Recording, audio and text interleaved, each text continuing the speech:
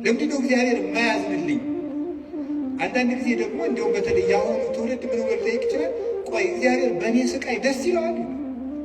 እግዚአብሔር በእኔ ስቃይ ደስ ይለዋል ወይ? ያለ እግዚአብሔር ፈቃድ ባለስልጣን አይሾሙም ይላል። ክፉ ሰዎች ሲሾሙ ምን ይላቸዋል? ዝም ይላቸዋል፣ ይተዋቸዋል። እንዳይምረው ኃጢአት ይጨምራል፣ እንዳይቀስፈው ጥቂት ጥቂት ጽድቅ ይሰራል። ማታ መዝሙር ቀን ዘፈን እንደማለት ቅሰፈኝ ቅሰፈኝ ቅሰፈኝ እያለ እግዚአብሔርን መቅሰፍት የሚለምን ሰው አለ። የወረዳው ካቢኔ በሙሉ ንስሐ ገባ ከነሱ። እንደው ሁልጊዜ ኮቪድ በሆነ አልኩኝ እኔ እንደምን ሰነበታችሁ? አማን ነው፣ ሰላም ነው፣ ፒስ ነው የሚለው ሁሉ ጸበል ሲል ይመስገን ይመስገን። እንዲሁ እግዚአብሔር ማን ይተርኩሰን እንጂ እውነቴን እኮ ነው የምነግራችሁ። ክርስቲያኖች በየቀኑ ዲያብሎስን ለማሸነፍ ምንድን ነው ማድረግ ያለባቸው ሲባል ጠንቅቆ መምረጥ መቻል። አንተ ና አፍንጫህን ብዬ ሳልጥልህ ና ሲጋራ ጭስ። እስቲ ሰይጣን እንደዚህ ያለው ሰው አለ? አንተ ጆሮን ሳልል ና ስከር ያላችኋል? ሰይጣን ተገልጦ አንተ በሰይፍ ሳልል ና ዘሙት ያለው ሰው አለ? ቅድመ ዓለም የነበረ ይህንን ዓለም በካህሊነቱ የፈጠረ ዓለምን በቸርነቱ የሚመግብ ሥጋችንን ለብሶ ያዳነን ፈጣሪያችን መድኃኒታችን ኢየሱስ ክርስቶስ ስላደረገልን ስለ ቸርነት ሥራ ሁሉ ከባሕሪ አባቱ ከአብ ከባሕሪ ሕይወቱ ከመንፈስ ቅዱስ ጋር አንድ ለምትሆን መንግሥቱ ክብር ምስጋና ይድረሰው። የእናታችን የቅድስት ድንግል ማርያም፣ የቅዱሳን መላእክት፣ የቅዱሳን ሐዋርያት፣ የቅዱሳን ነቢያት፣ የቅዱሳን ሰማዕታት፣ ጻድቃን ረድኤታቸው በረከታቸው ከእኛ ጋር ይሁን። እንደ እግዚአብሔር ፈቃድ ዛሬ የምንማማርበት የትምህርታችን ርዕስ እግዚአብሔር ሰይጣንን እንዲፈትነን ለምን ይፈቅድለታል በሚል ርዕስ ነው የምንማማረው። እስኪ በሉ እግዚአብሔር በሉ ሰይጣንን እንዲፈትነን ለምን ይፈቅድለታል? ድገሙ እስቲ እግዚአብሔር በሉ ሰይጣንን እንዲፈትነን ለምን ይፈቅድለታል? ሶስተኛ በሉ እግዚአብሔር ሰይጣንን እንዲፈትነን ለምን ይፈቅድለታል? እንግዲህ መቼም ትምህርት ስንማር አንዳንድ ጥያቄ መመለስ ነው ዓላማ። ሰይጣን የሚፈጥርብንን ዓላማ መመለስ ነው። እርግጠኛ ነኝ የሁላችሁም ጥያቄ ነው አይደለም? እስቲ ነው የሚል ነው። እግዚአብሔር ይስጥልኝ። የሁላችሁም ጥያቄ ነው? ካልሆነ እንለፈው ርዕስ። የሁላችሁም ጥያቄ ነው? እሺ። ብዙ ሰው የማያምኑ ሰዎችም ይሄንን ይጠይቃሉ። እግዚአብሔር መልካም ከሆነ ለምንድን ነው እንደዚህ ያለ ችግር ሲደርስብን ዝም የሚለን? ለምን ዝም ይላል እግዚአብሔር የሚል ነገር አለ። መጽሐፍ ቅዱስንም ስናነብ የሚጋጭ የሚመስል ነገር ብዙ ነገር ታገኛላችሁ። የመጀመሪያው እግዚአብሔር ባህሪው መልካም ነው። ባህሪው መልካም ነው። በሱ ዘንድ ክፉ የለም። አልቦ ጽልመት ውስተ መክፈልታቲሁ። በእግዚአብሔር በባህሪው ኃጢአት የለበትም፣ ነውር ነቀፋ የለበትም። እስመ ንጹሕ ጠባያቲሁ ለእግዚአብሔር። የእግዚአብሔር ባህሪ ሁሉ ፍጹም ንጹሕ ነው። እግዚአብሔር ባህሪው ንጹሕ ነው። ፈቃዱ ደግሞ መልካም ነው። ኄር እግዚአብሔር ለእለ ይትዔገሥዎ ወያድኅኖሙ በጊዜ ምንዳቤሆሙ። እግዚአብሔር ለሚታገሱት ሁሉ እግዚአብሔር መልካም ነው፣ በመከራ ቀንም መሸሸጊያ ነው ይላል ትንቢተ ናሆም ምዕራፍ 1 ቁጥር 7 ላይ እግዚአብሔር መልካም ነው፣ በመከራ ቀንም መሸሸጊያ ነው። እግዚአብሔር መልካም ነው፣ በመከራ ቀንም መሸሸጊያ ነው። ወምስካየ ውእቱ አምላኩ ለያዕቆብ፣ የያዕቆብ አምላክ መጠጊያችን ነው። ወበይንተዝ ኢንፈርህ ለማድለቅለቀት ምድር ወለመኒ ፈለሱ አድባር ውስተ ልበ ባሕር። ስለዚህ ተራሮች ተነስተው ወደ ባህር ልብ እንኳን ተነስተው ቢገቡ ወይም ቢነቀሉ አንደነግጥም፣ የያዕቆብ አምላክ መጠጊያችን ነውና። ይሄ እግዚአብሔር መልካም እንደሆነ ነው የሚያሳየው። እግዚአብሔር ያበርህ ሊተ ምንትኑ ያፈራህን። እግዚአብሔር ብርሃኔና መድኃኒቴ ነው፣ የሚያስፈራኝ ምንም የለም። እግዚአብሔር ምእመና ለሕይወቴ፣ እግዚአብሔር የሕይወቴ መታመኛዋ ነው። ምንም የምፈራው ነገር የለም። እመኒ ጸብአኒ ተአይን እይፈርሃኒ ልብየ። ሰራዊት እንኳን ከቦ ቢወጋኝ እግዚአብሔር መታመኛዬ ነውና አልፈራም። ስለ እግዚአብሔር ብርሃን ነው፣ እግዚአብሔር መድኃኒት ነው፣ እግዚአብሔር መልካም ነው። እሱ ራሱ ኖራል። አነ ውእቱ ኖላዊ ኄር ዘበአማን፣ እኔ እውነተኛ እረኛ መልካም እረኛ እኔ ነኝ ይላል። በጎ እረኛ እኔ ነኝ። እንኳን በአፋ ሆኖ መጠበቅ ይቅርና ራስን አሳልፎ በመስጠት እንኳን የሚጠብቅ እረኛ ነው እሱ።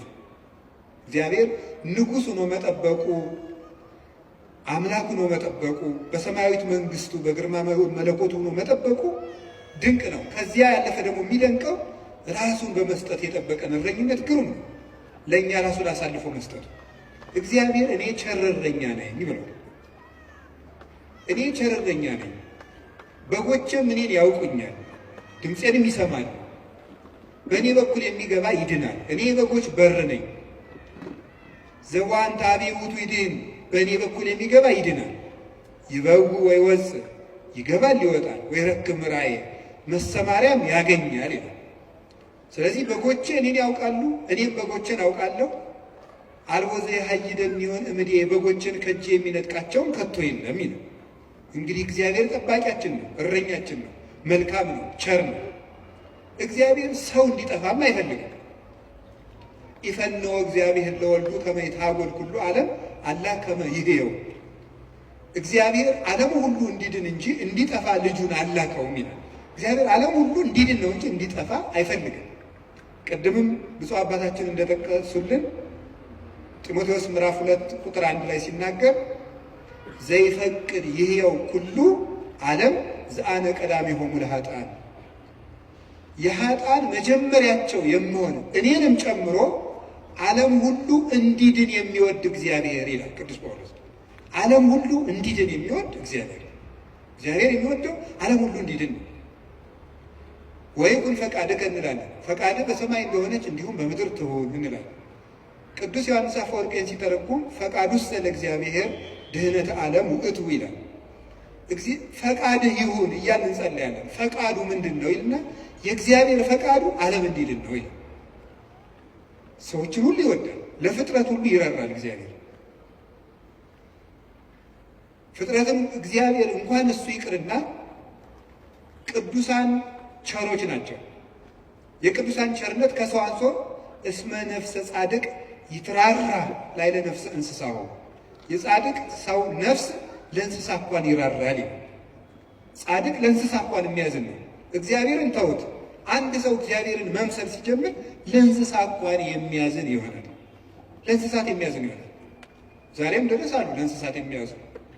በገጠር ያሉት ያዝናሉ። የከተማው ሰው እንጃ ያላውቅም፣ ከተማ ስለማለ የገጠር እናቶች ጤፍ እንኳን ሲያበጥሩ ለወፎቹ ይተውላቸዋል፣ እንዲለቅሙ ይተውላቸዋል።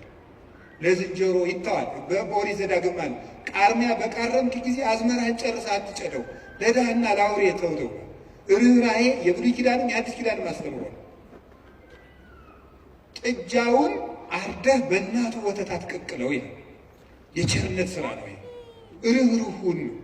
በእናትና በልጅ መካከል ገብተህ ጭካኔን አታድርግ ማለት። እናትና ልጅን መለየት ጭካኔ ስለሆነ እግዚአብሔር እንኳን ለሰው እናትና ልጅ ይቅርና ለእንስሳት እናትና ልጅነት የሚያዝን ርኅሩህ ነው እግዚአብሔር።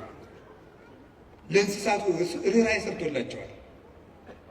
አህያውን ያለ መጠን እንዳይጭኑት ስርዓት ሰርቷል እግዚአብሔር። በሬና በሬ እንዳይዋጋ ስርዓት ሰርቷል።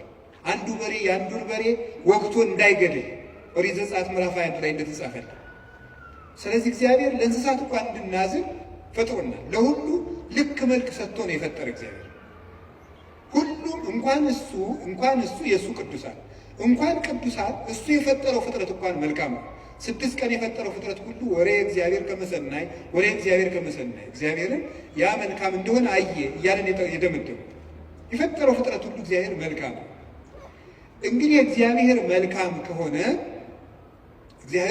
ከሆነ ቸርም ከሆነ እንዳንጠፋም የሚፈልግ ከሆነ እንድንድንም የሚፈልግ ከሆነ ቸር እረኛችንም ከሆነ እሱን ከተጠጋን ምንም የሚነጥቀን ከሌለ በሱ ስም እያመንን እሱን ጥግ እያደረግን የእሱን ስም እየጠራን እየጸለይን እያስቀደስን በጎ እግዚአብሔር የት ሂዶ ክፉ ይደርስብናል የሚል ጥያቄ ሁላችንም እንጠይቃለን።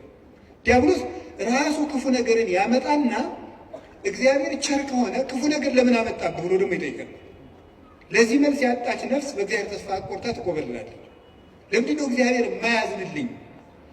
አንዳንድ ጊዜ ደግሞ እንዲያውም በተለይ የአሁኑ ትውልድ ምን ብሎ ሊጠይቅ ይችላል? ቆይ እግዚአብሔር በእኔ ስቃይ ደስ ይለዋል? እግዚአብሔር በእኔ ስቃይ ደስ ይለዋል ወይ? ለምን ነው እኛ ስንሰቃይ ዝም የሚለው የሚል ጥያቄ ነው። እዚሁ ጋር የሚያያዝ አንድ የመጽሐፍ ቅዱስ ጥቅስ ላንሳላችሁ። አነ ውእቱ እግዚአብሔር ዘፈጠርኩ ብርሃነ ወገበርኩ ጽልመተ። ብርሃንን የፈጠርኩ እኔ ነኝ፣ ጨለማንም የሰራሁ እኔ ነኝ። አመጽ ሰላመ እፈጥር ሰላመ ወእገብር እኪተ። ሰላምንም አመጣለሁ ክፋትንም እፈጥራለሁ። አነ እግዚአብሔር ፈጠርኩ ዘንተ ኩሎ። እኔ እግዚአብሔር ሁሉንም ይህንን ፈጠርኩ ይላል ትንቢተ ኢሳይያስ ምዕራፍ 45 ቁጥር 6 ላይ እኔ እግዚአብሔር ሰላምን አመጣለሁ ክፋትን እፈጥራለሁ፣ ብርሃንን እፈጥራለሁ ጨለማን እፈጥራለሁ ይላል። እዚያ ላይ እግዚአብሔር መልካም ነው አለ። አሁን ደግሞ እዚህ ላይ እኔ እግዚአብሔር ክፋትን እፈጥራለሁ ይላል። እግዚአብሔር ክፋትን ይፈጥራል? ምን ትላላችሁ? እፈጥራለሁ ያለ እኮ ራሱ እግዚአብሔር ራሱ እኔ ክፋትን እፈጥራለሁ። እኔ እኮ መጽሐፍ ቅዱስ ላይ ነው የጠቀስኩት። እግዚአብሔር እንደዚህ ብሏል፣ እግዚአብሔር ክፋትን እፈጥራለሁ ብሏል። ምን ትላላችሁ? እኔ ክፋትን የምፈጥር አምላክ ነኝ ይላል። እኔ ሰላምንም አመጣለሁ ጦርነትን የማመጣው እኔ ነኝ። ከዚያ መልሶስ ደግሞ ምን ይላል? ደግሞ መልእክተ ያዕቆብ ምዕራፍ 1 ቁጥር 3 ላይ ኢያሜክር እግዚአብሔር በእኩይ ይላል። እግዚአብሔር በክፉ ማንንም አይፈትንም ይላል። እንዴት ያለ ነገር! እግዚአብሔር በክፉ ማንንም አይፈትንም። ኢሳይያስ ላይ ደግሞ እኔ እግዚአብሔር ክፋትን እፈጥራለሁ። አልተጋጨም? ተጋጭቷል? አልተጋጨም። አንስታሴዎስ የሚባል ሊቅ ምን ብሎ ይናገራል? መጽሐፍ ቅዱስ ተጣልቶ አያውቅም። መጽሐፍ ቅዱስ የተጣላ መስሎ የሚታየን እኛ ከመጽሐፍ ቅዱስ ጋር ስለተጣላን ነው ይላል።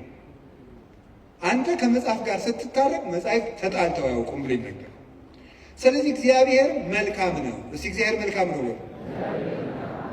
እግዚአብሔር ቸር ነው በሉ። ሰው ሁሉ እንዲድን ይፈልጋል፣ ይረዳናል። ልብ በሉ። እንዲያውም ምንድን ነው የሚለው? ወይፈቅድ ምክንያት ለድኂን። እግዚአብሔር ሰውን ለማዳን ምክንያት ይፈልጋል። ሰውን ምክንያት ፈልጎ ነው የሚያድን እንጂ ቆይ እስቲ በገሌ በምን ልፍረድበት አይደለም የሚለው። የሚያድን ነገር ከዚህ ሰውዬ ምን ላግኝ፣ እንዲሁ ምን አይቼ ልማረው ነው የሚለው እንጂ እግዚአብሔር እንዲሁ በገሌ በምን ልፍረድ ይችንም ልመዝግብ አይደለም የሚለው። ኃጢአትን ብትቆጣጠር ኑሮ በፊት ማን ይቆማል ያለ ዳዊት ይሄ። ኃጢአትን ብትቆጥር በአንተ ፊት የሚቆም ማንም አይቆም። ቸርነትን ነው የሚቆጥር። እግዚአብሔር ሰውን ለማዳን ተግቶ የሚሻ አምላክ መሆኑን የምታዩት ሰውን ለማዳን ወርቅ እፈልጋለሁ ቢል ኑሮ ወርቅ ስንት ሰው ይኖረዋል? እግዚአብሔር ግን ሰውን ለማዳን እስከ ውሃ ዝቅ ያለ አምላክ ነው። ቀዝቃዛ ውሃ የሰጠ ይድናል። ምን ማለት መስላችሁ? እስከ ትንሹ ነገራችሁ ድረስ እናንተን ለማዳን እወርዳለሁ። ውሃ ማንም ሰው ሊያገኘው የሚችለው ሌላ መንፈሳዊ ትርጉም አለ። ውሃ የሰጠ የተባለ ይላል ቅዱስ ቄርሎስ። ሰው ምንም ነገር ቢሰጥ በእግዚአብሔር ዘንድ ውሃ ነው። አካልህን እንኳን ለእግዚአብሔር ቆራርጠ ለሰማዕትነት አሳልፈ ብትሰጥ ለእግዚአብሔር ግን ውሃ እንደመስጠት ነው። ምክንያቱም ያ አካል የራሱ ነው። እግዚአብሔር ደግሞ ለአንተ ያደረገልህ ነገር ያንተ አካል ቢቆራረጥ እንኳን የማይመጥን ነው። ስለዚህ ለእግዚአብሔር ምንም ነገር ብንሰጥ ውሃ ነው። አካል እንኳን መስጠት ቢሆን ውሃ ነው። እንደዚያ ከሆነ እግዚአብሔር እንደዚህ ያለ መልካም አምላክ እንዲህ ያለ መልካም አባት ከሆነ ለእኛ የሞት አምላክ አኮ በመላኩ አኮ በተንባል መልአክ ልኮ አማላጅ ልኮ ሳይታረቀን ራሱ መጥቶ ከታረቀን እስከዚህ ድረስ ሰው የሚወድ አምላክ ከሆነ ለምንድን ነው እግዚአብሔር ክፉ የሚያመጣብን የሚል ጥያቄ ይኖራል። እግዚአብሔርስ በክፉ ይፈትናል ወይ? መልሱ አይፈትንም ነው። እስኪ አይፈትንም በሉ። እግዚአብሔር በክፉ ይፈትናል አይፈትንም? እግዚአብሔር ክፉ ይፈጥራል አይፈጥርም? እስኪ ንገር። ይፈጥራል አይፈጥርም? አይፈጥርም። እግዚአብሔር እንዴ እፈጥራለሁ ብሎ አላልክም ቅድም ልትሉ ይችላላችሁ። እግዚአብሔር ክፉ አይፈጥርም። ታዲያ ምን ማለት ነው? ክፉ ሲመጣ ዝም ይላል። እስኪ በሉ ንገሩ እንጂ ክፉ ሲመጣ እስኪ ለምሳሌ እንዲህ የሚል ነገር አለ። ሮሜ ምዕራፍ 13 ቁጥር 1 ላይ እስመ ይሰየም መኮንን ዘእንበለ ዘእምኀበ እግዚአብሔር ይላል። ያለ እግዚአብሔር ፈቃድ ባለስልጣን አይሾምም ይላል።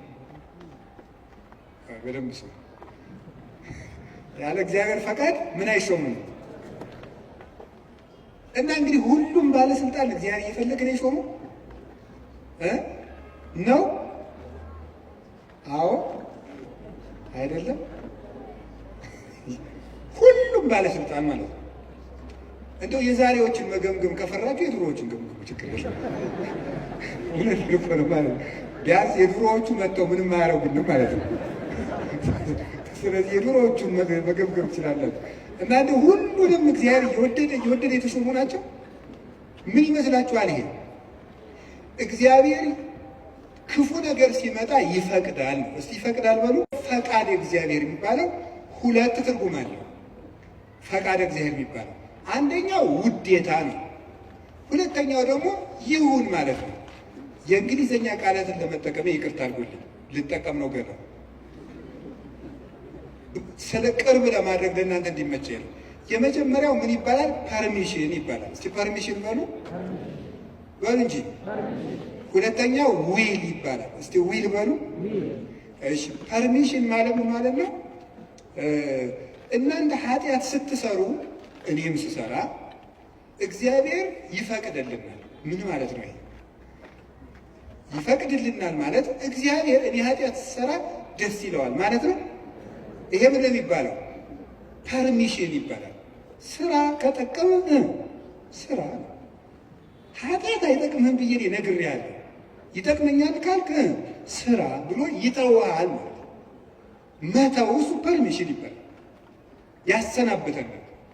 ስለ እግዚአብሔር ክፋት እንዲሰራ ያደርጋል ማለት ክፋት እንዲሰራ ሰዎችን ይተዋቸዋል፣ እንዲሰራ ያደርጋል። ዊል የሚባለው ደግሞ ወዶ የሚሰራው እግዚአብሔር እንድንጸልይ ይፈቅዳል በሉ፣ እንድንጾም፣ እንድንጸድቅ፣ እንድንታረቅ፣ ይሄ ፈቃድ ነው ይባላል። ይሄ ፈቃድ ማለት ውዴታ፣ ወዶ የሚያደርግልን ነገር። ገብቷቸዋል? ልዩነቱ ገብቷቸዋል? እሺ ይፈቅዳል ማለት የመጀመሪያው ፈቃድ እግዚአብሔር ነው ይላል። ምንድን ነው ፈቃድ እግዚአብሔር? ያለ ፈቃድ እግዚአብሔር ባለስልጣናት አይሾሙም ማለት ከየት ነው የምታስገቡት? ክፉ ሰዎች ሲሾሙ ምን ይላቸዋል? ዝም ይላቸዋል ነው፣ ይተዋቸዋል ነው እንጂ ሰዎቹን ናማ እናቴ ተሾምና ሰውን ጨርስልኝ አይላቸውም። እግዚአብሔር እንደዚያ ብሎ ይሾምሃል ማለት አይደለም። እንደዚያ ሳይሆን የሚያደርገው እግዚአብሔር ክፉዎች ሲሾሙ ዝም ይላል። ለምንድን ነው ዝም የሚለው? እግዚአብሔር ነው ክፉ ነገር ሲመጣ። ስለዚህ ክፋትን እፈጥራለሁ ማለቱ ክፉ ሲመጣ ዝም እላለሁ ነው። ወይም ምን ማለት መሰላችሁ? የእግዚአብሔር እጅ አጥር ነው፣ ጠባቂ ነው፣ ረድኤት ነው። የእግዚአብሔር እጅ በእግዚአብሔር ለመጠበቅ ያልተገባን ሆነን ስንገኝ እግዚአብሔር አጥሩን ያነሳዋል። ያልተገባን ሆነን ስንገኝ አትጠብቀኝ ስንል ማለት ነው። ምን ማለት መሰላችሁ? መዝሙረ ዳዊት ላይ እንዲህ ይላል። መዝሙር 9 ውሃ ኃጥእ እግዚአብሔር፣ ኃጢአተኛ ሰው እግዚአብሔርን አወከው ይላሉ ሊቃውንት። አወከው ማለት ማለት ነው እንዳይምረው ኃጢአት ይጨምራል፣ እንዳይቀስፈው ጥቂት ጥቂት ጽድቅ ይሰራል። ማታ መዝሙር ቀን ዘፈን እንደማለት እያቀላቀለ እግዚአብሔር አወከው። ወይም ደግሞ ኃጢአተኛ ሰው እግዚአብሔርን አነሳሳው ይላሉ አባቶቻችን። እንደ ደረቅ ሰው ይላሉ። እንደ ደረቅ ሰው ደረቅ ሰው እንደው ጣይም ማሪክ ሆኖ እንጂ ሌላ ነው የሚል አንድ ደረቅ ሰው ነው ማለት ነው። አቅም የሌለው ሰው ዋ እኔ አንተ ሰው ረፍ ብያለሁ ሲለምን ወንድ እስኪ ንካኝ ወተት ነው እንጂ ደም አይወጣኝ ምን ይሄ ማለት ነው። አቅም የለው ግን ደረቅ የሆነ ማለት ነው። በሉ ይበሉኝ የሚል ማለት ነው። ኃጢአት እየሰራ በየቀኑ ለእግዚአብሔር የመቅሰፍት ጨንገር የሚያቀብለው ሰው ማለት ነው። ቅሰፈኝ ቅሰፈኝ ቅሰፈኝ እያለ እግዚአብሔርን መቅሰፍት የሚለምን ሰው አለ ነው። እግዚአብሔር የመዳን እድል የመስተካከል እድል በሰጠው ቁጥር እየተበላሸ ለእግዚአብሔር የቁጣ በትር የሚያቀብለው ሰው፣ ለዚህ ሰው እግዚአብሔር የጥበቃ ረድኤቱን ያነሳበታል። ልቡ እንዲስተካከል የሚያራራውን የሚገስጸውን ረድኤቱን ሲያነሳው ልቡ ይደነድናል፣ ጨካኝ ይሆናል፣ ያሰናብተዋል። ያን ጊዜ ሰዎች በሙሉ አራዊት አጥር ሲነሳላቸው በተከፈተ ቤት ውስጥ ገብተው እንደሚሰለጥኑት ሁሉ እግዚአብሔር ረድኤቱን ከኛ ላይ ሲያነሳ አራዊት የሆኑ ሰዎች በስልጣን ሊሆን ይችላሉ፣ በጭካኔ ሊሆን ይችላሉ፣ መጥተው እንዲሰለጥኑ ያደርጋቸዋል ማለት ነው። በሰው ላይ እንዲሆኑ ያደርጋቸዋል እንደተባለው ማለት ነው። አንድ ዲያቆን ነው አይደል የተባለው መቅደስ ውስጥ ቅዱስ ጳውሎስን መልእክት ማንበቡን ትቷሉ የኢዮብን መጽሐፍ ያነባል አለ። ዲያቆ ይገርም እና የሚያነበው ደግሞ አነግስ ብእሴ መደለው የሚለው ነው። አፄ ቴዎድሮስ እያስቀደሱ ነው ይባላል። ጨካኝ ንጉሥ አነግሳለሁ የሚለው ነው የሚያነበው። ጨካኝ ንጉሥ አነግሳለሁ ብሏል እግዚአብሔር የሚለውን ያነባል። ምን ብለው ጨመሩበት እሳቸው? ቀጥሎ ያለውን እሱ ግን አይላትም አውቁ በእንተ ከህዝብ የሚለውን ጨምረው እንጂ ያሉታል። ስለ ህዝቡ ክፋት የሚለውን ጨምረህ አንብበው አሉት። ስለምኑ ክፋት ነው? ስለ ህዝቡ ክፋት። ስለዚህ ክፉ ነገርን ማን ነው ያመጣው ካላችሁን፣ እኛ በሉ ንገሩኝ እንጂ እኛንን ክፉ ነገር የምናመጣው። እግዚአብሔር ክፉ ነገርን አመጣለሁ ማለት ክፉ ነገር ሲመጣ ዝም እላለሁ አሰናብተዋለሁ ማለት ነው። ፈርዖን በእስራኤል ላይ እንዲሰለጥን ዝም እለዋለሁ አሰለጥነዋለሁ። ለምንድን ነው እግዚአብሔር ክፉ ነገር እንዲመጣብን የሚፈቅድ? አይወደንም፣ ይወደናል። አይፈልገንም፣ ይፈልገናል። አያዝንልንም፣ ያዝንልናል። እና ግን እሳ ምን ሆነ? እንዳይጠብቀን እንዲጠብቀን የሚያደርገውን ነገር ሁሉ ቆርጠነዋል። ከእሱ ጋር መዋል አንፈልግም። እሱን በጸሎት ማነጋገር አንፈልግም። ሕጉን መፈጸም አንፈልግም። በቤቱ መኖር አንፈልግም። መታረቅ አንፈልግም። መስማማት አንፈልግም። በምን መልኩ ይጠብቀን? አብሮን ቢኖር ክፉ አይደርስብንም። አብሮን እንዳይኖር ደግሞ ቤታችን ቆልፈናል። እኔ በደጅ ቁሜ አንኳኳለሁ የሚከፍትልኝ ቢኖር ራት እበላለሁ ብሎ የምንከፍተው እኮ ደጃፋችን መስኮታችን አይደለም፣ ልብ ነው ደጅ ያለው። ያን መክፈት ይጠበቅብናል። በየት ይግባ ክርስቶስ እኛ ጋር ለመግባት። ስለዚህ እንዳይጠብቀን ስናደርግ ክፉ ነገሮች ወደ እኛ ይመጣሉ። እንደ ቅዱስ ዮሐንስ አፈወርቅ ደግሞ አነጋገር እግዚአብሔር ክፉ ነገር ወደ እኛ የሚያመጣው አስፈራርቶ ወደ ቤት ለማምጣት ነው ይላል። ምን ለማድረግ ነው? በሉ ንገሩኝ እንጂ አቤት። አስፈራርቶ ወደ ቤት ለማምጣት። ይሄንን ቅዱስ ዮሐንስ አፈወርቅ በምን ይመስለዋል? ልጇ ቁማር እየተጫወተ ባስቸገራት እናት መስሎ ያስተምራል። ቁማር የዛሬውን ቁማር እኔ አላውቅም። የድሮ ሁሉ ቁማር አለ፣ ግጫ ምናምን ቅልቦሽ የሚባል አለ በገጠር። ይሄ ገበጣ በጣም ብዙ አለ። በቃ የቁማር አይነት የገጠር ቁማር ነው። ይሄ እረኞች የሚጫወቱ በቁልፍ በምናምን ነው። ያን እየተጫወተ ሲያስቸግራት ምን ታደርጋለች ይላል? ማስክ የለበሱ የሚያስፈራሩ ጎልማሶችን ከጎረቤት ትልክበታለች ይላል። ሕፃን ሆኖ እያካስቸገራት የሚሉ ሰዎች ትልክበታለች። ያ ሕፃን ልጅ በእነዚያ ተስፈራርቶ ምን እንዲያደርግ ይመስላችኋል? እየሮጠ ወደ እናቱ ቤት እንዲመጣ ነው። እንደዚያ የምታደርግ እናቱ ልጇን ጠልታ ሳይሆን ልጇ ከዚያ ነገር እንዲወጣ የሚያስፈራሩ ሰዎችን ትልክበታለች። እግዚአብሔር ክፉ ነገሮች ወደ እኛ ሲመጡ ዝም የሚላቸው ዋናው ምክንያት ምንድን ነው ሲባል እነዚያ ነገሮች እንኳን ቢሆን አስፈራርተውን ቃለ እግዚአብሔር ስላልመለሰን፣ ምክር ስላልመለሰን፣ ንስሐ አባት ስላልመለሰን፣ መጽሐፍ ስላልመለሰን፣ ስብከት ስላልመለሰን፣ ምንም ነገር ስላልመለሰን ቢያንስ የሚያስፈራሩ ነገሮችን እንኳን መጥተው ወደ ቤቴ ቢመጡ ብሎ ነው። አይታችኋል አይደለም? አሁን በኮቪድ ጊዜ ሰው እግዚኦ መሐረነ ክርስቶስ እንዴ! እዚያን ጊዜ እኮ ታምር እኮ ታምር። እኔ እንደውም ይገርማቸዋል። አጠቃላይ እኔ የዚያን ጊዜ አንድ ጊዜ በኮቪድ ጊዜ አንድ ወረዳ ገጠር ወረዳ ላይ ሄጄ ነበርና መነኮሳት ጓደኞች አሉኝ አባቶች፣ የወረዳው ካቢኔ በሙሉ ንስሐ ገቡ። ከነሱ እንደው ሁልጊዜ ኮቪድ በሆነ አልኩኝ እኔ ካቢኔ ሁሉ ንስሐ እንዲገባ እንደው ኮቪድ ትንሽ ቆየት ባለ ያስብላል በእውነቱ ማለት ነው። ሰው ይኸውላችሁ እግዚአብሔር የሚያስፈራሩ ነገሮችን የሚልክብን ለዚህ አንድ ችግር ሲገጥመን እንሰበሰብ። አምና የነነዌ እንግዲህ ታስታውሳላችሁ አይደል? ሁልጊዜ እንሰበስባለን። ችግር ሲመጣ እግዚኦ አነ ክርስቶስ እንላለን። እናቲቱ ግን እነዚያ የሚያስፈራሩ ነገሮችን የምትልክ መልሶ ወደ ቁማሩ እንዲሄዳለን።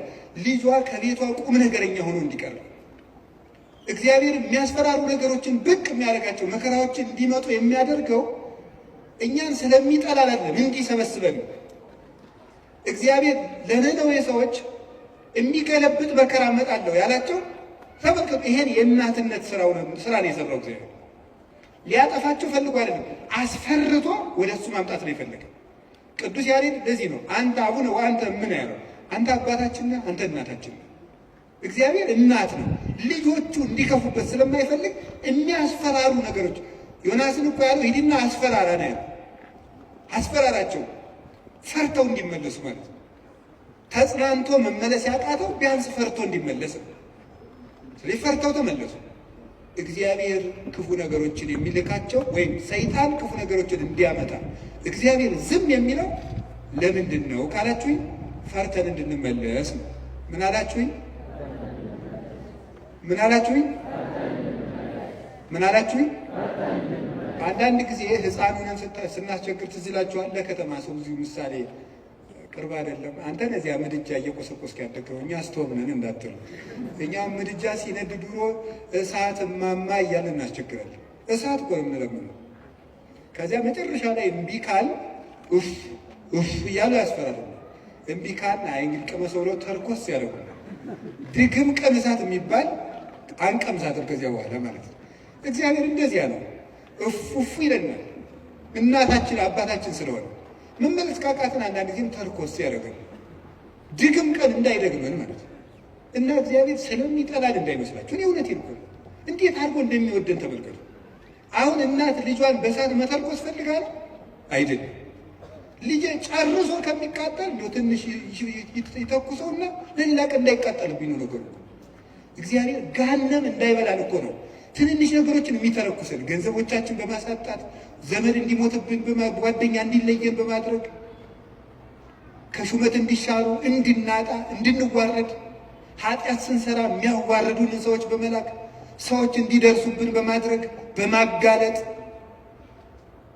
ኋላ ከምትጋለጥ ዛሬ ባጋለጥ የሚያዋርዱ ሰዎችን ጭምር በመላክ እግዚአብሔር እኛን ትንሽ ተርኮስ እያደረገ ወደ ቤቱ ያመጣል። እንዴት እንደሚወደን ተመልከቱ። ፈተና በመጣብን ጊዜ እግዚአብሔር እንደሚወዳችሁ ተመልከቱ። እውነቴን የምነግራችሁ ጌታ ሆይ ለምንድን ነው እንዲሁ አክስቴም ሳምንት ዕለት ሞተች፣ እናቴ ደግሞ የዛሬ ወር፣ እንደገና ደግሞ የዛሬ 2 ወር ከስራ ተባረረ፣ እንደገና ደግሞ ይሄ ቀበረብኝ፣ ደግሞ ይሄኛው ተቃጠለብኝ፣ እንደዚህ አለብኝ፣ ጠልተኸኝ ነው ወይ እባክህን ወይም እባክሽን ልጄ ወደ ቤቴ ኑ ማለት ነበር። እንዲህ አድርገህ ትፈልገኛለህ ወይ? እረስቼህ ስለኖርኩ የማስታውስበት መከራ ሰጠኸኝ ተብሎ ነው መስገድ ያለበት። አንተን እንዳስታውስህ የመጥሪያ ደብዳቤ ላክልኝ ነው። መጽሐፍ ቅዱስን ደብዳቤ ጽፎ ላከ፣ ንስሐ አባት ላከ፣ መጽሐፍትን ጽፎ ላከ። በቅዳሴ ጠራን፣ በትምህርት ጠራን፣ በመዝሙር ጠራን። ወንድሞቻችን ሲመጡ በመከራ ጠራን፣ አልተመለስንም። መጨረሻ ላይ ደግሞ የመከራ መልእክት ይልካል። እባካችሁ ኑ ነው። ለምኖ የሚያድን አምላክ እንደ እግዚአብሔር ያለ አለ? ለምኖ እኮ ነው የሚያድን። አሁን ሙሴን አላያችሁትም? እንዴት አስፈራርቶ መመለስ እንደፈለገ። እስራኤል ጣዖት ሲያመልኩ ሙሴ አቤት ተወኝ እጄ ላጠፋቸው። አሁን ሙሴ እግዚአብሔርን ጨብጦ ስር ይዞት እጄ ላጠፋቸው ነው። እንዲሁ እኮ ይገርማል እኮ እግዚአብሔር የሚያደርገው ነው። ኧረ ተው አታጥፋ። እንዲህ ማብላት ሲያቅተው ጊዜ በረሃ አምጥቶ ጨርሳቸው ነው የሚለው አለ ሙሴ። እግዚአብሔር እንዳይሰደብበት ነው እሱ። 40 ዓመት ማብላት ሲያቅተው በረሃ አምጥቶ ጨርሳቸው ነው የሚለው። እንዲሁም እነሱን አታጥፋ። አባቶቻችን ሲተረጉሙ አሁን እግዚአብሔር ሊያጠፋቸው ወዶ አይደለም ሙሴ እንዲሰራቸው እንዲቀጣቸው ብለው ነው እንጂ ይላል። እንግዲያስ ሂድና ቀጣ ነው። ሰርቶ ቀጥቶ እስራኤልን ወደ ራሱ ሰበሰባቸው። በማስፈራራት እንድንመለስ እግዚአብሔር ክፉ ነገር እንዲመጣ ያደርጋል። ከቃሉ ጋር ናቸው። ከቃሉ ጋር ናቸው። እግዚአብሔር ከሁላችን ጋር ነው። ስንት ሰው ነው እግዚአብሔር በሚያውቀው እንዴ ተነግሮ እኔ እንዲሁ አሁን ሰውየው መዚህ ስለሌለ ተመስገኑ ልናገር ተነግሮ ይሄንን አይሰማውም። ችግር የለም። ተነግሮ አልሰማ ያለ ሰውዬ የሳምባ ቲቪ ገብገብ ሲያደርገው የቆረበ ሰውን ያውቃል። ተመስገን እንኳን ቲቪ መጣ። እንዲህ እውነት ይኩን ስንት ሰው ነው፣ ስንት አመፀኛ ነው ጸበል እንደምን ሰነበታችሁ አማን ነው ሰላም ነው ፒስ ነው የሚለው ሁሉ ጸበል ሲሄድ እግዚአብሔር ይመስገን እግዚአብሔር ይመስገን ነው።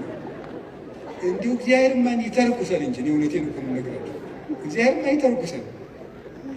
ምድር ጠባችሁ እኮ የምትራመዱት ሁሉ ጸበል ስትል ኩምሽሽ በቃ እንዲሁ ለተቸገረ እንድናዝን አረማመዳችን እንኳን ልክ እንዲኖረው ንግግራችን መጠን እንዲያበጅ እግዚአብሔር ማን ይተርኩሰል እንጂ ተነግረን ሰምተናል። እንዴ እውነቴን ነው። ስንቶቻችሁ እስቲ አሁን እዚህ ውስጥ ራሱ ብቆሰቁስ እዚህ ውስጥ እዚህ ከተሰበሰበው ውስጥ እግዚአብሔር በሚያውቀው እግዚአብሔር ነቅሶ ቢያወጣ ሲቸግራችሁ ወደ ቤተ ክርስቲያን የመጣችሁ ስንቶቻችሁ ናችሁ? ስንቶቻችሁ ናችሁ? ወይ ባለ ትዳሮች ሲጣሉ እኮ ነው ባጋባናቸው በ20 ዓመታቸው እኮ ነው ቤተክርስቲያን የሚመጡ ሲጣሉ። ይኸው ከተጋባን 20 ዓመታችን ነው። ምላትን አትሰማኝም፣ ምንም አታዳምጠኝም ማለት ይጀምራል። 20 ዓመት ጠፍቶ ነው ምናምን መከራውን ነው ተደዝድዞ ነው ዛሬ መከራችን ነው። ተመስገን ነው እንኳን መጣችሁ። ዋናው መሸም ነጋ መምጣታችሁ። ስለዚህ እግዚአብሔር ሰው ሁሉ ራሱ እንዲጠላን ሊያደርግ ይችላል። እንድንመጣም ከፈለገ እግዚአብሔር ሰው እንዲጠላን አያደርግም። ሰው እንዲጠላን ሰይጣን ሲያደርግ ዝም ይላል። ይህ እግዚአብሔር እኛን የሚጠራበት መንገድ ነው። በቸርነቱ ወደ ቤቱ ይጥራል። የነነዌ ሰዎች የሚያስተምሩን ይህንን ነው። እኛም ነገ ከነገ ወዲያ አሁን ሁላችሁም ችግር ካለባችሁ እግዚአብሔር ጠልቶኝ ነው አትበሉ። እግዚአብሔር ወደ ቤቱ ሊጠራ ይፈልጎ ነው ማለት ያለበት። ከቃሉ ጋር ናችሁ። እግዚአብሔር ከሁላችን ጋር ነው። ሁለተኛው እግዚአብሔር ክፉ ነገር ሲመጣብን ለምንድን ነው ዝም የሚለው ካላችሁን ለመጥራት ነው ብያቸዋል። የኃጢአት ይቅርታ ለማድረግ የኃጢአት ይቅርታ ለማድረግ አንዳንዱ ሰው እግዚአብሔር በበሽታ የኃጢአት ይቅርታ ይሰጠዋል። አንዳንዱ ሰው ገንዘቡን አሳጥቶ ሰውነቱን ከመቅሰፍ ይሰውረዋል። ገንዘብ የሰውነት ቤዛ ነው ይላሉ አባቶቻችን። ኦሪት ነው ያለችው። በሰውየው ላይ ሊመጣ የነበረውን ችግር በገንዘቡ ላይ እያሳልፍለታል። በዚያው የከተማ ሰው ጦሱን ይዞ ይሄድ ይላል። የገጠር ሰው በዚያው ያሳልፈው ይላል። ያው አንድ ነው ቋንቋ። ያም ጦሱን ይዞ ይሄድ ምንድን ነው? ጦስ ምንድን ነው ታውቁታላችሁ? የሰውነት ገንዘብ የሰውነት ቤዛ ነው። የኃጢአት ይቅርታ እንድናገኝ ምን ያደርጋል መሰላችሁ? በሽታን ያመጣል፣ ደዌን ያመጣል። ያ ደዌ ኃጢአት፣ ደዌ ዘኃጢአት፣ ደዌ ስስት ይሉታል አባቶቻችን። የኃጢአት ይቅርታ እንድናገኝ ደዌን ያመጣል። ስለዚህ እግዚአብሔር ለምንድን ነው የሚያደርገው ሲባል ይቅርታ ለመስጠት ገስጾ ቆንጥጦ ነፍሱን ላትርፈው ብሎ ማለት ነው። እንዲሁም አባቶቻቸው ምን ይላሉ? ለምሳሌ አንድ ጻድቅ ያደረገው ልንገራቸው። አንድ በጣም ፍጹም ጻድቅ አውሬ ሲበላው ያያል። አውሬ በልቶት ሳይቀበር ሲቀር፣ ሰውን ሁሉ የሚያስለቅስ ባለጸጋ ደግሞ በጥሩ አቀባበል ሲቀበር፣ እንደው ሰው ሁሉ አጅቦ ሲቀበር ያያል። እንደ እግዚአብሔር ሆይ እሱን ያገለገለህን ሰው አውሬ በልቶት እንዲሞት ታደርጋለህ፣ ቀማኛውን በስርዓት እንዲቀበር ታደርጋለህ። ፍርድ ምንድን ነው አለ። ይሄኛው ብዙ ጽድቅ አለው፣ ትንሽ ኃጢአት አለችው። የእሷን ቦታ የእሷን ፈንታ ስጋውን አውሬ እንዲበላው አድርጌ ነፍሱ ፍጹም እንድትሆን አድርጌያለሁ። ይሄኛው ደግሞ ሙሉ ሀጥ ነው፣ ግን ትንሽ ጽድቅ መቼስ የሌለው የለም።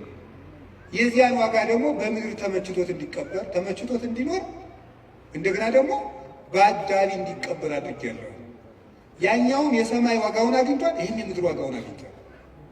ስለዚህ ያኛውን አውሬ እንዲበላው ያደረጉት ሲበላው ዝም ያልኩት ዋጋው ፍጹም ይሆን ዘንድ ነው። አንተ በእኔ ፍርድ አትግባ ብሎ መለሰለት ይባላል። እኔ ሁሉንም አውቃለሁ። ስለዚህ አንዳንድ ጊዜ ሁላችንም እንላለን ለገሌ ያልሆነ እግዚአብሔር እገሌ ትታውቀታለች። አቤት ስታስቀድስ ሲያስቀድስ ማንም አይቀድመውም እኮ እንላለን። ግን ለእነሱ ያልሆነ አይ ቤተ ክርስቲያን እነሱም እንዲህ ነው የሆኑ እንላለን። እግዚአብሔር ግን በኋላ አመጣዋለሁ። ይሄንን የሚያደርግበት ምክንያት ለኃጢአታቸው ይቅርታ ለማድረግ ነው። እንደዚህ ስላችሁ ደግሞ ጊዜ እንዲሁ በኃጢአቴ ነው የኔ የተቀጣው ማለት ደግሞ በራሱ ትዕቢት ነው። ለምን መሰላችሁ? ለኃጢአቴ ይሄ መከራ ይበቃኛል ማለት ራሱ ትዕቢት ነው። በቸርነቱ ይዞኝ ነው እንጂ አባቶቻችን እንደ ቸርነት እንጂ እንደ በደላችን አይሁን የሚለውን ቅዳሴ ላይ ያለውን ቃል ሲተረጉሙ ብዙ ትርጉም ነው ያለው። መከራ የምታመጣብን የቸርነትህን ያህል ነው እንጂ የኃጢአታችን ያህል አምጥተህ አታውቅም ይላል። የቸርነቱን ያህል እንጂ የኃጢአታችን ያህል መከራ ቢያመጣ በምድር ላይ መቆም የሚችል ሰው የለም። ስለዚህ እግዚአብሔር ለምንድን ነው ይህን የሚያደርገው ሲባል ይቅርታ ሊሰጠን። ከቃሉ ጋር ናችሁ? ከቃሉ ጋር ናችሁ? እግዚአብሔር ከሁላችን ጋር ነው። ሶስተኛው እግዚአብሔር ለምንድን ነው ክፉ ነገር እንዲመጣ የሚያደርገው? ወይም ክፉ ሲመጣ ለምን ዝም ይላል? ይሄን የሚያደርግበት ምክንያት ቆይቶ ለማያፈራ ሰው መቅሰፍት ይሰጠዋል። ለምሳሌ ምን ማለት መሰላችሁ? ይሄ ሁለት አይነት ነው። አንደኛ ለምሳሌ እግዚአብሔር ሕፃናት እንዲሞቱ ለምንድን ነው የሚያደርገው? በመጽሐፍ የተጻፈውን ልንገራችሁ፣ ቀሪውን እራሱ ያውቃል። እግዚአብሔር ሕፃናት ሁላችንም እንጠይቃለን። እሺ እኛስ በኃጢአታችን ለምንድን ነው ሕፃናት የሚቀሰፉት እንላለን። ያን የሚያደርግበት ምክንያት ማለት ነው ምንድነው? መጨረሻቸው መልካም እንደሆኑ የሚያውቃቸውን ሕፃናት መጨረሻቸው መልካም እንደሆኑ ያወቃቸውን ሕፃናት ከክፉ ዘመን ሳይጨምራቸው በጊዜ ይወስዳቸዋል። ይሄ የራሱ አሰራር እስከ መጨረሻቸው ቅን እንደሚሆኑ ያወቃቸውን እነዚህ መጨረሻቸው መልካም ነው ብሎ እንደ ምርጥ ዘር ይወስዳቸዋል። ሰብአ ሰገል ላይ ክርስቶስ ሲሰደድ ለምንድን ነው ሕፃናት እንዲጨፈጨፉ ያለውን አባቶቻችን ሲተረጉሙ አንደኛ ከመከራው ሲያሳትፋቸው ነው። በኋላ እናመጣዋለን። የመጀመሪያው ግን አንዱ ምንድን ነው? እነዚህ ሕፃናት በጣም ቅኖች ናቸውና እስከ መጨረሻው አይቶ ሩጫቸውን ባወቀ ገንዘብ ቆይተው ከክፉ አይሁዶች ጋር እንዳይጨመሩ በጊዜ ወሰዳቸው ብሎ ይተረጉማሉ አባቶቻችን። ስለዚህ ቆይቶ የሚከፋ ከሆነ ከነ መልካምነቱ በጊዜ ይወስደዋል። አንዱ እሱ ነው። መልካሙን ሰው ቆይቶ እንዳይበላሽ ይወስደዋል ከቅንነቱ አንፃር። ሁለተኛ ደግሞ ቢቆይም በመቆየቱ ራሱን ከመጎዳት ሰውም ከመጉዳት በቀር መልካም ነገር የማያደርገውን ደግሞ በጊዜ ያነሳዋል። ይህንም ደግሞ ይቀስፈዋል። መቆየቱ የማይጠቅመው አለ ደግሞ እንደዚህ ስላችሁ ጊዜ እንደው ጌታ ሆይ እኔ መቆየቴ አይጠቅመኝ ዛሬ አንሳኝ እንዳትሉ። እንደው እኮ ሰው የሰው ነገር መቼም ሰው የሚነግሩትን ትቶ ያልነገሩትን ነው የሚይዝ። እንደሱ እያልኩኝ አይደለም። እንደሱ አጥበሉ እድሜ ለንስሐ ስጠኝ ነው የሚባለው። ወይ ጉድ! እንደዚህ ማለት ጌታ ሆይ ግደለኝ ማለት እኮ እንዲሁ ጸድቄያለሁ ማለት ነው። አስተካክለኝ፣ ጊዜ ስጠኝ፣ ቆየኝ እስካፈራ፣ አትቁረጠኝ ነው የሚባለው።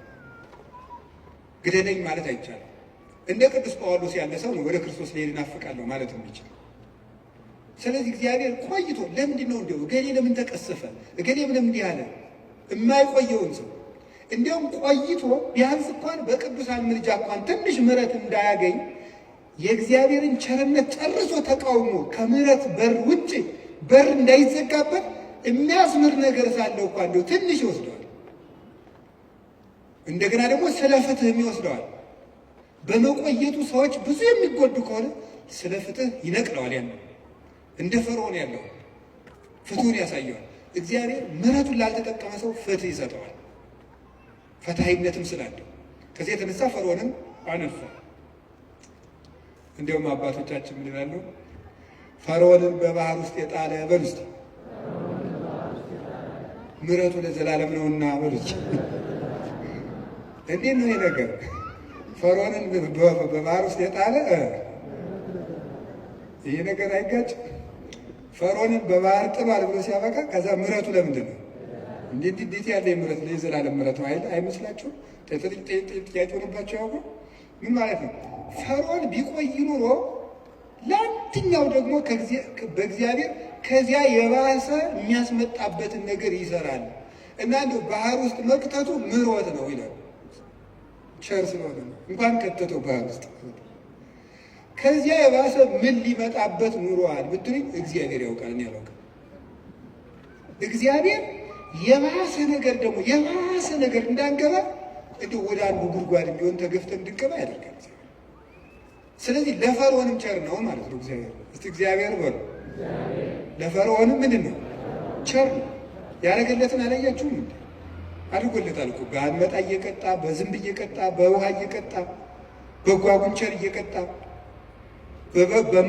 በልጅ ሞት እየቀጣ አሳይ፣ በከብት ሞት እየቀጣ በረዶ በደረቅ በጋ እያወረደ ከእሳት ጋር አሳየው። 10 ቸርነት እኮ ነው ያደረገለት። 10 ቸርነት አድርጎ እግዚአብሔር አንድ መቅሰፍት ነው ያመጣው። እሱም ቸርነት ነው ሊቃውንት ያሉ። እሱም ቸርነት ነው። ፈርዖን መቆየቱ የባሰ ከእግዚአብሔር ጋር እየታገለ እንዳይማር ይሆናል ይሉ የለ አባቶቻችን። እግዚአብሔር አዳምን እንዲያው ገነት ውስጥ እንዲያው ቢተወው ኑሮ ይላሉ አባቶቻችን ብለን ብንጠይቅ ሲመልሱ እግዚአብሔር እንዲያው አዳምን ይወደዋል፣ እንዲያው ቢተወው ኑሮ ገነት ውስጥ እንዲያው ባያስወጣው። መልሱ ምን የሚሉት አበው ሲናገሩ አዳም ገነት ውስጥ ቢቆይ ኑሮ አይ እግዚአብሔር እኮ እኔን ከገነት እኮ ያላስወጣኝ ከኔ የበለጠ ፍጥረት ስለማያገኝ ስለሚወደኝ ነው። አያገኝማ፣ ከኔ የተሻለ እንዴት ያስወጣኛል ብሎ የባሰ እግዚአብሔር እንዳይምረው ይሆን ነበር። እግዚአብሔር እኔ ስለማስፈልገው ነው ያላስወጣኝ ብሎ የእግዚአብሔርን ቸርነት በመገዳደር አዳም ምሕረት እንዳያገኝ ይሆን ነበር። እንዳይሆን እግዚአብሔር በሕይወት ተቆይና ምርሃለሁ አለ። እግዚአብሔር እንኳንስ ከሌላው ነገር እንኳንስ ከቤታችን ይቅርና ከገነት እንኳን ሲያስወጣ በቸርነት ነው የሚያስወጣ፣ እንዳንበላሽበት። የማይቆነጠጥ ልጅ የሰው ልጅ ነው ይላል ቅዱስ ጳውሎስ። የጎረቤት ልጅ ነው የሚቆጥ፣ የራስ ልጅ ይቀጣል። እግዚአብሔር ልጆቹ ስለሆነ ይቀጣል። ልጅ ደግሞ ይቀጣል። ለነገሩ ያው ልጅ አይቀጣም፣ ድሮም ይቀጣ ነበር። እንደው ቤተሰቦቻችን ሩቅ አገር ሲሄዱ ድሮ ከጎረቤት ጥለውን ይሄዳሉ። ከጎረቤት ንሱ ልጄን አቆዩ ተብለን ከዚያ በኋላ የሆነ ነገር ከተቆጡን ሄደን ከተዘጋው ከእናት አባታችን ቤት ቁጭ እንላለን። እነዚያ ጎረቤቶች ምን እንደሚሉ ታውቃላችሁ? የሰው ልጅ መሆንህን ለማሳወቅ ነው አይደል እዚያ ሄድከው፣ ልጄ ብትሆን ኑሮ አትሄድም ነበር ይላሉ። የሰው ልጅ ነው ሲቆጡት የሚጠፋ፣ የራስ ልጅ ግን እየተቆጡት በቤት ነው የሚኖር። የሚቆጡት ልጅ ነው። እግዚአብሔር ቅዱስ ጳውሎስ ልጅ ነው። ዕብራውያን 12 ላይ ካልተቆጣችሁ ማለት አይደላችሁም ካልተገሰጻችሁ ብሎ የነገረን እና እግዚአብሔር የሚያደርገው ለክፎች ለበጎች ፍትህ እንዲያገኙ፣ ክፎች ደግሞ በመቆየታቸው ስለማይጠቀሙ ይሄን ያደርጋል። ለክፎች ደግሞ ለምን ዘመን ይሰጣቸዋል? ንስሐ እንዲገቡ። ይህን በማድረግ ከቃሉ ጋር ናችሁ። ስለዚህ እግዚአብሔር ክፉ ነገር እንዲመጣ የሚያደርገው በዚህ ምክንያት ነው። ሌላ የተወሰኑ ነጥቦችን ልንገራችሁ። አሁን ይሄ ለምን ክፉ ነገር እንዲመጣ ያደርጋል እግዚአብሔር ነው። አሁን ወደ ርዕሳችን ልመልሳችሁ። እግዚአብሔር ለምን ሰይጣን እንዲፈትነን ምን ይልለታል? ይፈቅድለታል። የመጀመሪያው ነፃ ፈቃድ ስለሰጠን ነው። እስቲ ነፃ ፈቃድ ስለሰጠን በሉ። ምን ነፃ ፈቃድ ስለሰጠን ወይም ሰው ስለሆን ነው እንድንፈተን የፈቀደው እግዚአብሔር። ሰይጣን እንዲፈትነን ለምን ይፈቅዳል ሲባል ሰው ስለሆን። ይሄ ማለት ምን ማለት እንደሆነ ታውቃላችሁ? እግዚአብሔርን ስለምንመስል። ኦሪት ዘፍጥረት ምዕራፍ 1 ቁጥር 26 ላይ እንደተጻፈው እግዚአብሔር እኛን የፈጠረን በአርአያውና በመልኩ ነው። በአርአያውና በመልኩ ነው። በአርአያውና በመልኩ ማለት ራሱን የቻለ ብዙ ነገር ነው ያለው። በመልኩ ፈጠረን ከምንልባቸው መንገዶች አንዱ ምንድን ነው ይመስላችኋል? በአርአያ በምሳሌ ፈጠረን አንዱ እግዚአብሔር የወደደውን ለማድረግ አስገዳጅ የሌለው ነው። እግዚ ዘይግዕዝዎ ነው። ነፃ የማያወጡት ንጉሥ ነው። ገዥ የለበትም፣ አስገዳጅ የለበትም። እግዚአብሔር የፈቀደውን ሲሰራ አስገዳጅ እንደሌለበት የሰው ልጅም የፈቀደውን እንዲሰራ አስገዳጅ ሊኖርበት አይገባም። መምረጥ አለበት። ለምን? እግዚአብሔርን መምሰል የሚችል መምሰል የተሰጠው ምርጫ ያለው ውድ ፍጡር ነው። ትልቅ ፍጡር ነው። አንዱ ትልቅነታችን መምረጥ መቻላችን። መምረጥ ካልቻል እንስሳ ነን ማለት ነው። አውሬ ነን፣ ድንጋይ ነን ማለት ነው። ወይም እንጨት ነን፣ ወይም ይሄ ጠፈር ነን፣ ወይም ፀሐይ ነን። ፀሐይ ምርጫ የላትም። ጨረቃ ምርጫ የላትም። ከዋክብት ምርጫ የላቸውም። እጽዋት ምርጫ የላቸውም። አንበሳ፣ ዘንዶ፣ አውሬ፣ በግ፣ ከብት ምርጫ የላቸውም። ሰው ምርጫ ያለው ትልቅ ፍጡር። በምርጫችንም እግዚአብሔርን እንመስላለን። ስለዚህ ክፉ ነገር እንዲመጣ ያደረገው መምረጥ የምትችል ልዩ ፍጡር ነው። የመምረጥ ችሎታ ሰጥቻለሁ። ያንን ለማክበር ነው። ወረሳ ያላቲ ከመትግበር ፈቃዳ እንዘ አልቦ ዘይሄይላ ማንም ሳያስገድዳት ነፍስን የወደደችውን እንድትሰራ ስልጣን ሰጣት ይላል መቅደም ወንጌል። የሰው ነፍስ ማንም ሳያስገድዳት የፈለገችውን እንድትሰራ ምርጫ ሰጥቷታል። ስለዚህ እግዚአብሔር እኛ እኮ ምርጫ መስጠቱ እሱንም እንድንመርጥ ክፋትንም እንድንመርጥ በጎንም እንድንመርጥ መወሰን እንድንችል ውሳኔ የመወሰን ስልጣን የተሰጠን ልዩ ፍጡሮች መሆናችንን ለማመልከት ፈቃዳችንን ለማክበር ስልጣን ለመስጠት ክፉም እንዲመጣ ወደኛ ፈቀደ፣ በጎም ወደኛ እንዲመጣ ፈቀደ ማለት ነው። እንዲህ ይላል ኦሪት ዘዳግም ምዕራፍ 30 ቁጥር 19 ላይ አሰም ለከ ሰማየ ወምድረ ወእሰሚ በቅድሜከ ሕይወተ ወሞተ በረከተ ወመርገመ ህረያ ለሕይወት ከመትየው አንተ ወዘርእከ። እኔ በፊትህ ሕይወትንና ሞትን በረከትና መርገምን በፊትህ አስቀምጫለሁ። ሰማይና ምድርን ዳኛ ምስክር አደርግብሃለሁ። ሞትን ትተህ ሕይወትን፣ መርገምን ትተህ በረከትን ምረጥ። የመረጥክ እንደሆነ አንተም ዘርህን በሕይወት ትኖራለህ። ሞትና ሕይወትን በፊትህ አስቀምጫለሁ። በረከትና መርገምን በፊትህ አስቀምጫለሁ። መርገምን ትተህ በረከትን ምረጥ። ሞትን ትተህ ሕይወትን ምረጥ። እንዲህ ካደረግ በሕይወት ትኖራለህ። እግዚአብሔር ይህን ስልጣን ሰጥቶናል። የመምረጥ ስልጣን የሰጠን ፈቃድ ሰጥቶናል። ክርስቲያኖች በየቀኑ ዲያብሎስን ለማሸነፍ ምንድን ነው ማድረግ ያለባቸው ሲባል ጠንቅቆ መምረጥ መቻል። ሲጠንቅቆ መምረጥ መቻል ሆኖ ማመስገንና እርግማን፣ ሌብነትና ምጽዋት፣ ትዕቢትና ትሕትና፣ ቂምና ይቅርታ በየቀኑ ምርጫ ነው። ክርስትና በየቀኑ እየመረጡ መኖር፣ መልካሙን እየመረጡ መኖር። ስለዚህ ሰይጣን ለምንድን ነው የሚፈትን ካላችሁ፣ ወይም ደግሞ ለምንድን ነው በሰይጣን እየተሸነፍን ያለ ስላችሁ ካላችሁ፣ ምርጫችንን መወሰን ስላልቻለ። እግዚአብሔር ለምንድን ነው ሰይጣን የሚፈትነን ከሆነ በእኛ የሚፈርድብን ለምንድን ነው ከተባለ መርጠን የምንገዛኛ ነን እንጂ እስቲ በሞቴ አንተ ና አፍንጫህን ብዬ ሳልጥልህ ና ሲጋራ ጭስ። እስቲ ሰይጣን እንደዚህ ያለው ሰው አለ? አንተ ጆሮን ሳልል ና ስከር ያላችኋል? ሰይጣን ተገልጦ አንተ በሰይፍ ሳልል ና ዘሙት ያለው ሰው አለ? ይል ወደን መርጠን ነው። ሰይጣን ነው እንጂ እንደሚያደርገኝ ሰይጣን አይደለም። ራሳችንን ምርጫችን ነው። ሰይጣን አቅራቢ ነው፣ እኛ መራጮች ነው። እግዚአብሔር ደግሞ እንድንመርጥ ያደረገን ክብር ሰጥቶን ነው። እስቲ መርጣችሁ ነው። ሰምታችኋል አይደል? እንዲሁ ዝም ብሎ እግዚአብሔር ዝም ብሎ እንደ ራሳችን ኮምፒውተር እና ስልክ ዝም ብሎ በፓስወርድ የሚዘጋ የሚቆልፈን ሳይሆን ራስህን መዝጋት መክፈት የምትችል ልዩ ፍጡር አድርጌሃለሁ። የምትወስንበት ችሎታ እውቀት ሰጥቼ ሕሊና ሰጥቼ የሚከስ እዚህ ውስጥ ደግሞ የሚያስታውስ ይሄ ነገር ክፉ ነው እምቢ ሰጥቼሃለሁ፣ ምረጥ። ታዲያ እንድንመርጥ አድርጎ ስለፈጠረን መልኩ ስለሰጠን ልናከብር አይገባም? እንዲሁ ዝም ብሎ እንደ በሬ ፕሮግራም ስላላደረገኝ በሬ በቃ እንዲሁ ነው ብሎ ላይ ይኖራል። ምርጫ የለውም፣ የሚበላውም ምርጫ የለውም። ያው የተወሰነለትን እንዲሁ ሰሞኑ ቲማቲም ልብላ ይላል በሬ ይላል። እስኪ ንገር እንዲሁ ሻዩ ላይ ቅርንፉድ ጨምሩበት ይላል በሬ አለ። ምርጫ አለው። እኛ እኮ መምረጥ ስለቻልን እኮ ይህ ደስ አይላችሁ? የምለብሰውን ይሄኛው ነው ይሄ እንዲህ አይነት ሸሚዝ ደስ አይለኝም የምትል እኮ መራጭ አድርጎ ስለፈጠረ ንጉሥ አድርጎን እኮ የፈጠረ በራስህ እንድትወስን እንድንወስን አድርጎ አንግሶ ነው የፈጠረ። ሰብስን ዘንጉሥ ውእቱ እያይመረ ሰው ንጉሥ ነበር አላወቀም። ማንም ሳይወስንበት የሰው ልጅ ሕይወቱን እንዲወስን እግዚአብሔር ስልጣን ሰጥቶታል።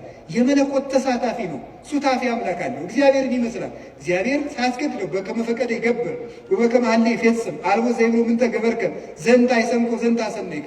እግዚአብሔር እንደወደደ እንዲወስን ሰው እንደወደደ እንዲወስን